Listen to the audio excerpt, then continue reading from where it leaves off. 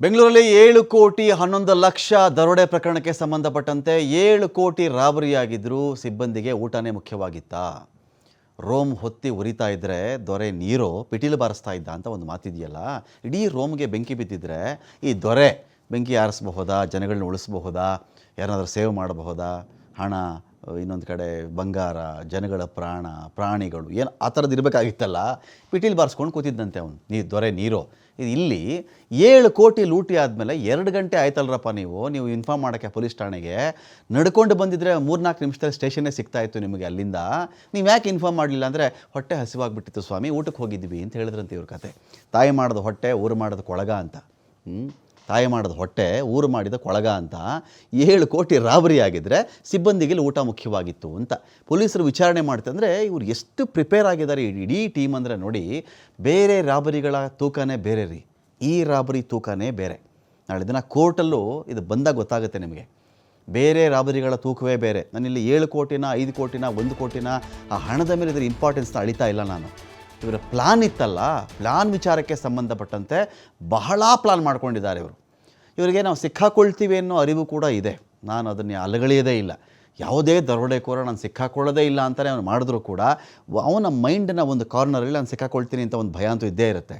ಸಿಕ್ಕಾಕೊಂಡ್ರೆ ನಾವು ಏನೇನು ಹೇಳಬೇಕು, ಏನೇನು ಥರ ಪಾಯಿಂಟ್ಸ್ ನಾವು ಇಡಬೇಕಾಗತ್ತೆ, ನಾವು ಏನೇನು ಮಾತಾಡಬೇಕಲ್ಲಿ, ಇದಕ್ಕೂ ಪ್ರಿಪೇರ್ ಆಗಿರುವಂತೆ ಕಾಣಿಸ್ತಾ ಇದೆ ನಮಗೆ. ಯಾರಾದರೂ ಏನು ಮಾಡ್ತಾರೆ, 7 ಕೋಟಿ ಲೂಟಿ ಆದ ತಕ್ಷಣ ಜೋರಾಗಿ ಕಿರ್ಚ್ಬಿಡ್ತಾರೆ, ಬಾಯಿ ಬಡ್ಕೊಂಬಿಡ್ತಾರೆ, ಕೂಗುತ್ತಾರೆ, ಸ್ಟೇಷನ್ಗೆ ಓಡೋಗ್ಬಿಡ್ತಾರೆ, ಫೋನ್ ಮಾಡ್ತಾರೆ, ಏನೋ ಒಂದು ಮಾಡ್ತಾರಲ್ಲ.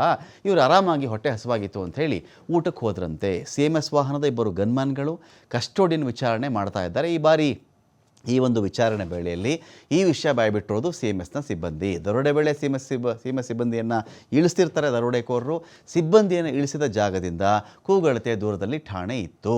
ನಡ್ಕೊಂಡು ಹೋಗಿದ್ದರೆ ಸಿಕ್ಕಿಬಿಡ್ತಾ ಇತ್ತು. ಇಷ್ಟಾದರೂ ರಾಬರಿಯಾಗಿ 2 ಗಂಟೆ ಆದಮೇಲೆ ಇವರು ಇನ್ಫಾರ್ಮ್ ಮಾಡಿರೋದ್ರು. ಇಷ್ಟೊತ್ತು ಏನು ರಯ್ಯ ಮಾಡ್ತಾ ಇದ್ರಿಂದ ಊಟ ಟೈಮ್ ಆಗಿಬಿಟ್ಟಿತ್ತು ಸರ್, ನಾವು ಊಟಕ್ಕೆ ಹೋಗ್ಬಿಟ್ವಿ ಅಂತ.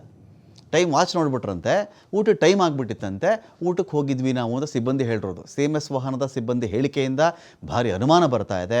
ಅದೇ ಅನುಮಾನದ ಮೇರೆಗೆ ಪೊಲೀಸರಿಂದ ಸಿಬ್ಬಂದಿ ವಿಚಾರಣೆ ಆಗ್ತಾ ಇದೆ. ಆದರೆ ದರೋಡೆಯಲ್ಲಿ ಸಿಬ್ಬಂದಿ ಭಾಗಿಯಾದ ಬಗ್ಗೆ ಸೋಫಾರ್ ಇವರಿಗೆ ಮಾಹಿತಿ ಸಿಕ್ಕಿಲ್ಲ ಅಂತ ಹೇಳ್ತಾ ಇದ್ದಾರೆ.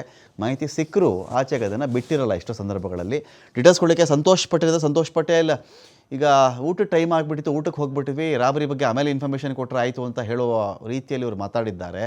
100 ರೂಪಾಯೋ 50 ರೂಪಾಯೋ 20 ರೂಪಾಯೋ ಕಳ್ಕೊಂಡಿದ್ದಲ್ಲ ಇವ್ರು ಯಾರೂ. ಇವ್ರು ಯಾರು 100 ರೂಪಾಯಿ 50 ರೂಪಾಯಿ 10 ರೂಪಾಯಿ 20 ರೂಪಾಯಿ ಕಳ್ಕೊಂಬಿಟ್ರೇ ಮನುಷ್ಯ ಒಂದು ಸುಮಾರು ಕಡೆ ಹುಡುಕಾಡ್ಬಿಡ್ತಾನೆ ಅವನು. ಅಯ್ಯೋ ನಾನು ದುಡ್ಡು ಬಿದ್ದೋಯ್ತು, ಅಲ್ಲಿ ಬಿತ್ತು ಇಲ್ಲಿ ಬಿತ್ತು ಅಂತ.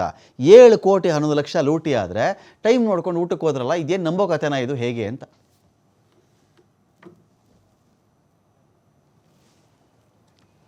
ರಮಾಕಾಂತ್, ಏನು ಖುದ್ದು ನಗರ ಪೊಲೀಸ್ ಆಯುಕ್ತರೇ ವಿಚಾರಣೆಯನ್ನು ಮಾಡುವಂಥ ಸಂದರ್ಭದಲ್ಲಿ ಅವ್ರನ್ನ ಸ್ಟೇಷನ್ಗೆ ಕರೆಸ್ಕೊಳ್ತಾರೆ. ಸಿದ್ದಾಪುರ ಪೊಲೀಸ್ ಠಾಣೆಗೆ ಕರೆದು ವಿಚಾರಣೆ ಮಾಡುವಂಥ ಸಂದರ್ಭದಲ್ಲಿ ಪೊಲೀಸ್ ಠಾಣೆಗೆ ಹೋದ ಸಂದರ್ಭದಲ್ಲಿ ಬರುವಂಥವ್ರು 3 ಜನ ಏನು CMS ವೆಹಿಕಲ್ನಲ್ಲಿ ಇದ್ದಂಥವ್ರು, 2 ಗನ್ಮ್ಯಾನ್ಗಳು, ಮತ್ತೊಬ್ಬ ಅದರ ಇನ್ಚಾರ್ಜ್ ಏನಿರ್ತಾರೆ ತಮ್ಮಯ್ಯ, ರಾಜಣ್ಣ ಮತ್ತು ಅಫ್ತಾಬಂದ್ ಏನು ಉಂಟು 3 ಜನ ಇರ್ತಾರೆ. 3 ಜನರು ಕೂಡ ಬರ್ತಾರೆ.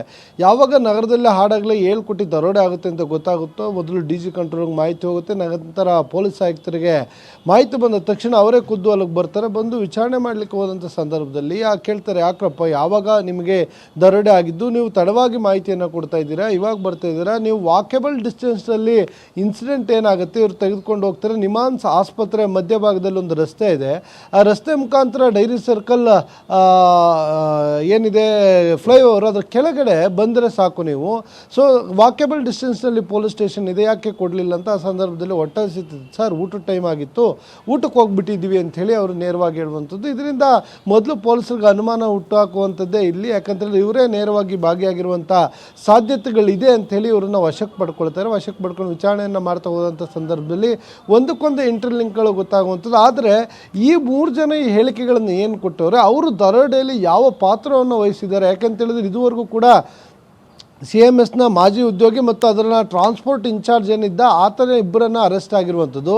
ಆದರೆ ಅವತ್ತು ಈ ಹಣವನ್ನು ತೆಗೆದುಕೊಂಡು ಹೋಗ್ತಿದ್ದಂಥವರ ಲಿಂಕ್ಗಳನ್ನು ಯಾರೂ ಕೂಡ ಇದುವರೆಗೆ ಬಿಟ್ಕೊಡ್ತಾ ಇಲ್ಲ. ಅಂದರೆ ಏನೇ ಆದರೂ ಕೂಡ ಇವರ ಸುಳಿವನ್ನು ಬಿಟ್ಕೊಡ್ಬಾರ್ದು ಅಂತ ಹೇಳ್ತಾ ಇರುವಂಥದ್ದು. ಹೀಗಾಗಿ ಒಂದು ವೇಳೆ ಇವರನ್ನು ಕಿಡ್ನಾಪ್ ಮಾಡಿ ಅಂದರೆ ಬೆದರಿಸಿ ದರೋಡೆ ಮಾಡಿ ಕರ್ಕೊಂಡು ಹೋಗುವಂಥ ಸಂದರ್ಭದಲ್ಲಿ ಮಾರಕಾಸ್ತ್ರಗಳನ್ನು ತೋರಿಸಿ ಇವರಿಗೆ ಬೆದರಿಕೆಯನ್ನು ಹಾಕಿರ್ಬೋದು, ಇಲ್ಲ ತಡವಾಗಿ ಹೋಗಿ ಅಂತ ಹೇಳಿರ್ಬೋದು. ಈ ರೀತಿಯಾಗಿ ಏನಾದರೂ ಆಗಿರ್ಬೋದು ಅನ್ನೋ ಅನುಮಾನಗಳು ಕೂಡ ಇರುವಂಥದ್ದು. ಈ ನಿಟ್ಟಿನಲ್ಲಿ ಪೊಲೀಸರು ಅವ್ರನ್ನ ವಶಕ್ಕೆ ಪಡ್ಕೊಂಡಿದ್ರೆ ವಿಚಾರಣೆಯನ್ನು ನಡೆಸ್ತಿದ್ರೆ.